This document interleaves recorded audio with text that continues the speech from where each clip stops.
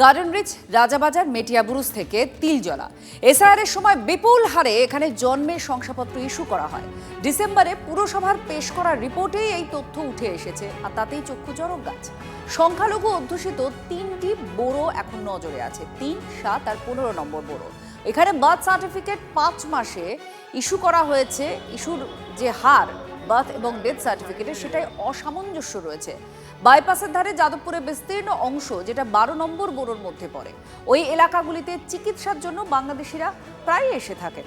সেখানেও ওই সময় লাফিয়ে লাফিয়ে জন্ম মৃত্যু সার্টিফিকেট ইস্যুর হার দেখা গিয়েছে।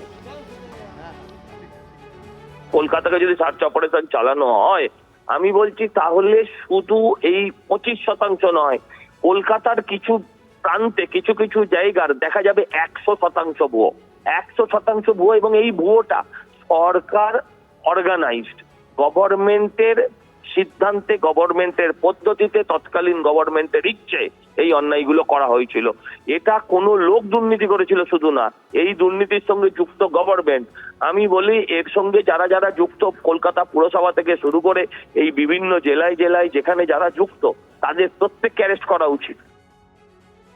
এটা বহুদিন ধরে আমরা শুনেছি। এসআইআর এর সময় কেন না, এই তো আমরা বহু আগেও শুনেছি, বহু আগে থেকে এসব শুনেছি আমরা। এটা বাম জমানা থেকে এই ধরনের অভিযোগ হয়ে আসছে।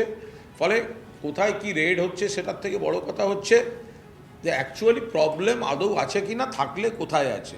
যদি কোনো অবৈধ কাজ হয়ে থাকে তার বিরুদ্ধে ব্যবস্থা হবে, আইনের পথে চলবে, রাজ্য সরকার ব্যবস্থা নেবেন, কে বারণ করেছে?